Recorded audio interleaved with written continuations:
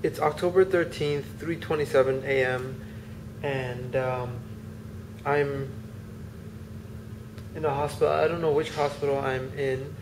Um, right behind me is the catheter lab, where my father is getting like a like femoral catheter because he's having a heart attack right now.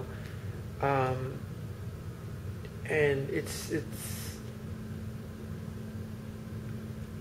one of those moments in life where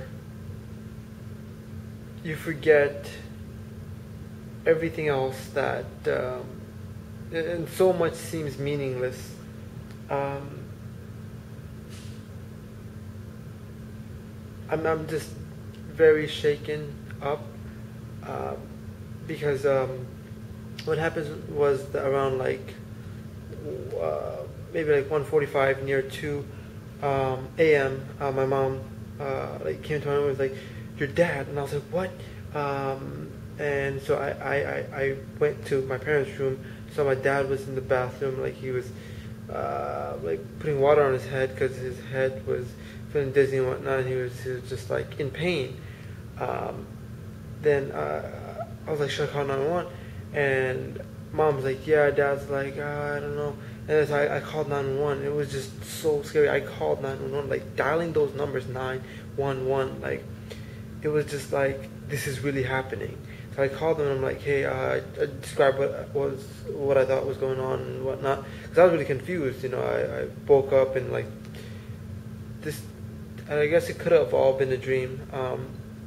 But anyway, um, so then he was laying down, and I was like, and then paramedics were there within like 2-3 minutes. Like it was amazing. Like I put down the phone with the operator, and then I just look out my window, and there's the paramedics coming. I was like, this is beautiful. Um, so they kind of assess him there with some monitors and whatnot. See that he's not as responsive as he needs to be. They said we need to take you on a stretcher to there. Can you come out of the house, like walk yourself out of the house so we can put you on a stretcher? And he tried doing that and he couldn't walk because he was so dizzy and whatnot. And so then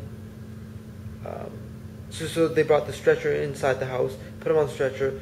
I got whatever I could. I brought my backpacks and his clothes, and I'm charging my phone because it's dying.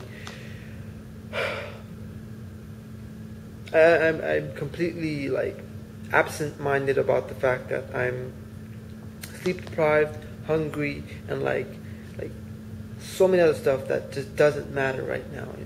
So anyway, I'm in the ambulance too, and then we go to one hospital, Memorial Hospital. They start doing diagnostic stuff there, doing a 12-lead EKG, taking blood samples, putting in a IV line, and whatnot. Doctor comes in and says like, ask me more questions about him and whatnot, and they diagnose him with like MI myocardial infarction, like symptoms and whatnot, or signs, and then after a bit, maybe like 20 minutes later, or even less than that, the EKG indicated that the T waves got like much higher, and that was indicative. This is like the fireman's hat, like where it was like the T wave was shaped like a fireman's hat. That was indicative of him currently going through an MI, and so he was having a heart attack. And they're like, we need to transfer him to another hospital because this one isn't able to do catheters or the femoral catheter that he needs. So they call I forget which organization and whatnot. So that ambulance comes. We get in there. It's crazy. The blood pressure when we first went inside the first hospital, it was like 137 over like 80 or 90 something. It dropped by the end to like 90 over 60 or something like that, and that was just freaking me out because I was like, he's hypertensive and now he's like hypotensive. So that's like his normal state is hypertensive, and now he's not. He's below normal, below his normal, below normal, and now he's hypotensive.